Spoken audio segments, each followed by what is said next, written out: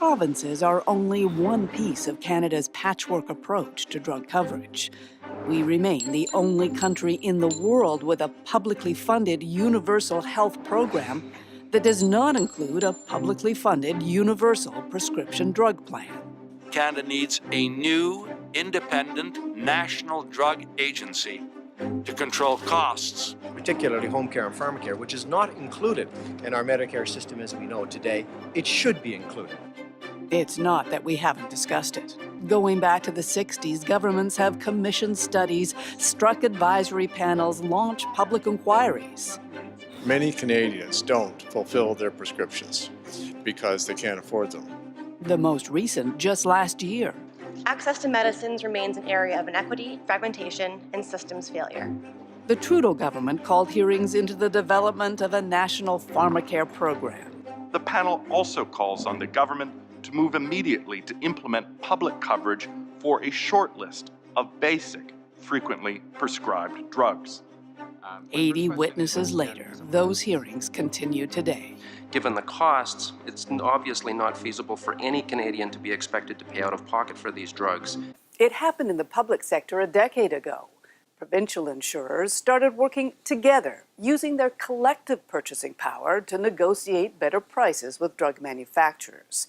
Significantly, they also started saying no, refusing to cover some of those more expensive drugs if manufacturers couldn't prove they were more effective. What is Canada doing to curb skyrocketing drug prices back home? Canadians pay some of the highest drug prices in the world. But does it really have to be that way?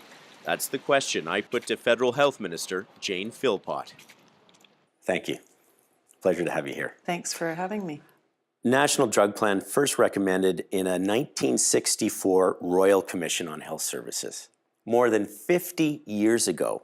And yet today, Canada remains with this fragmented system. Why is that the case?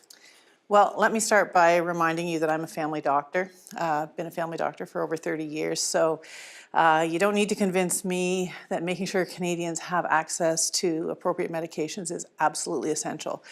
I certainly saw the challenges that Canadians faced and how they suffered and society suffers if people don't have access to medications. So it's absolutely essential, and the Prime Minister actually gave me a mandate to make sure that prescription medications are affordable, accessible, and appropriately prescribed. 1 in 10 Canadians cannot now afford their prescription drugs. That's great that in time you want to do something about it. What are you going to do to help these people? I think one of the first things that we need to do is recognize the fact that we pay among the highest costs for drugs in the world, second highest per capita, second only to the United States. And in fact, nobody has touched this file for a very long time, and it's absolutely essential that we do so. Let me just get you this here. Commonly used drug for hypertension. Mm-hmm. Made by a Canadian company. Mm-hmm. It would cost $130 a year for Canadians to use. In New Zealand, it costs $10 a year. Doesn't that strike you that Canadians are getting gouged?